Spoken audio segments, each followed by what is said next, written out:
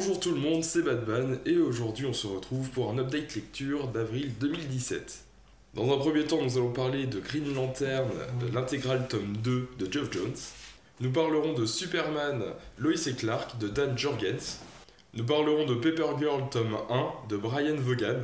Nous parlerons de Rat Queens de Curtis Wiebe. Et nous finirons par Batman et les Tortues Ninja tome 1, enfin tome 0 parce qu'il n'y en a pas d'autre, de James Tynion. Commençons donc par Green Lantern tome 2, l'intégrale de Geoff Johns. Donc cette intégrale nous rassemble sur deux histoires. Donc, dans une première partie, nous trouvons donc Hal Jordan qui se retrouve avec sa tête mise à prix par on ne sait qui, et je ne m'attendais pas vraiment à ça d'ailleurs.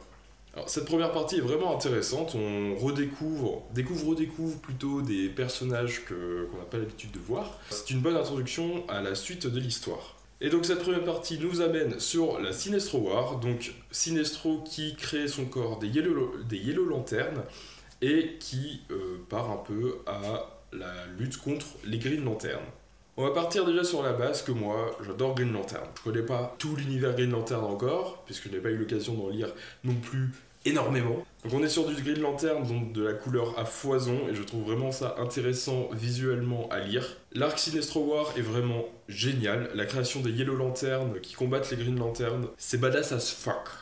Donc le scénario est porté forcément par Geoff Johns, et je trouve que Geoff Johns est une personne super douée dans ce qu'elle fait. C'est Geoff Johns quoi, monsieur qui est devenu directeur scénaristique du DC Universe au cinéma, voilà, comme ça au calme. Les dessins quant à eux sont magnifiques, on a beaucoup de planches en double page qui sont majestueuses, c'est hallucinant. Moi franchement j'adore, je suis un fervent admirateur des dessins et franchement là, à chaque fois qu'il y en a une en général, tu fais ok c'est badass, ouais je kiffe, c'est bien.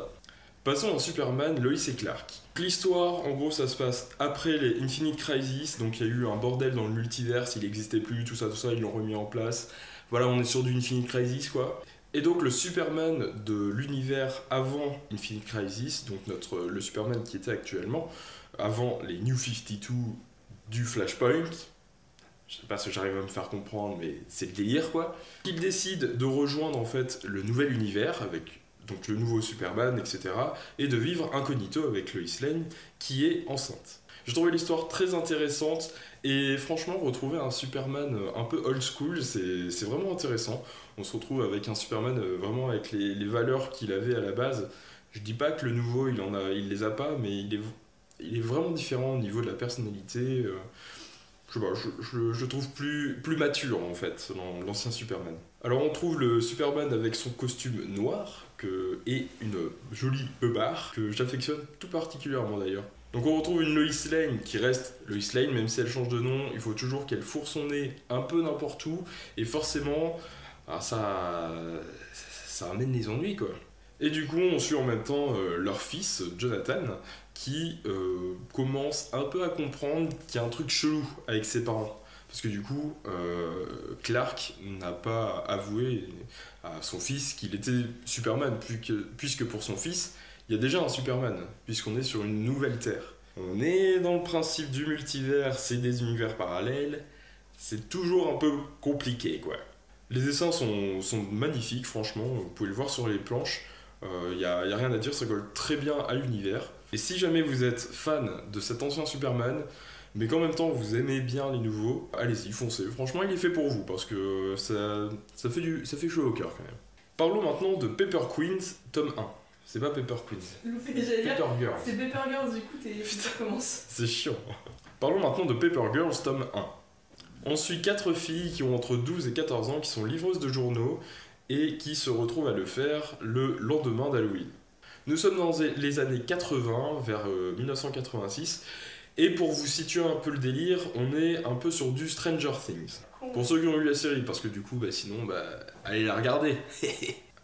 Du coup, l'univers, comme vous avez pu le comprendre, est très fantastique, voire SF, puisqu'on se retrouve dans des délires de monstres, d'univers un peu parallèles. Voilà, on est quand même dans la continuité de comics, hein, on va y aller là-dessus. Du coup, ce tome, j'ai trouvé vraiment intéressant. J'ai pas pris mon pied en le lisant, mais je trouve que ce tome annonce une très bonne suite. C'est un très bon commencement pour apprendre un peu comment est fait cet univers. Donc cet univers est assez coloré, on a des couleurs très vives, comme on peut le voir sur la couverture, et d'ailleurs les dessins sont les mêmes que ceux de la couverture, ce qui n'est pas toujours présent dans les comics. Des fois on se retrouve avec des belles couvertures, avec des dessins un peu bizarres à l'intérieur, et ça peut gêner, voire ça fait chier quoi. Donc voilà, si jamais vous aimez l'ASF, tout ce qui est un peu ambiance Stranger Things, c'est-à-dire SF années 80, je vous conseille de tester. Franchement, c'est difficile après de dire si vous allez aimer ou pas, mais je pense que c'est une aventure à tenter. Continuons avec Rat Queens, tome 1. Il y a un super jeu de mots d'ailleurs dans le titre du bouquin qui s'appelle Donjons et Dragons. Voilà, je vous l'écris en dessous, à vous de deviner. Et si jamais vous comprenez pas, lisez-le. Vous comprendrez tout de suite. Franchement, direct, tu vois. Direct. Alors là, on est sur de l'univers Donjons et Dragons, d'une équipe de filles mercenaires. C'est assez cru.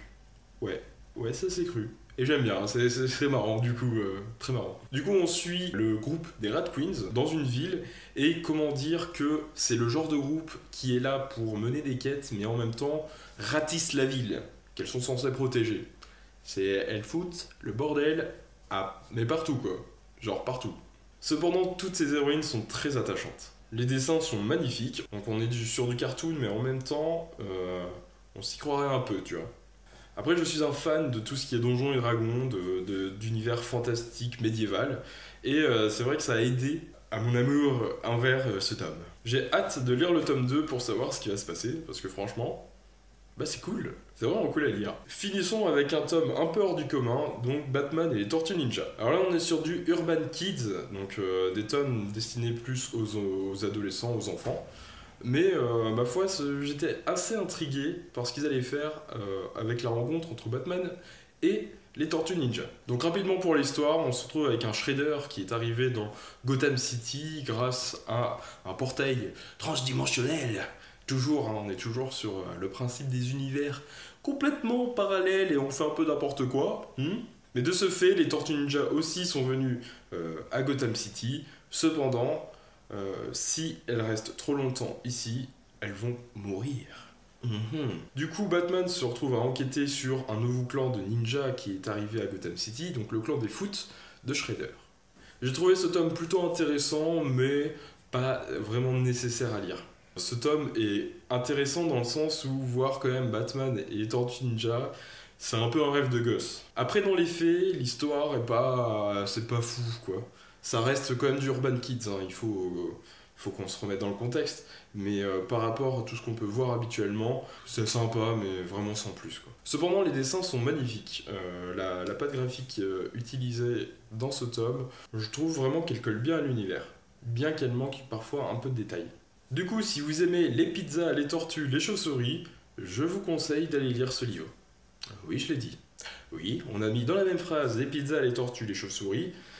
On est les adultes, mais il faut le lire. Non les gars, on en est là, je vous jure.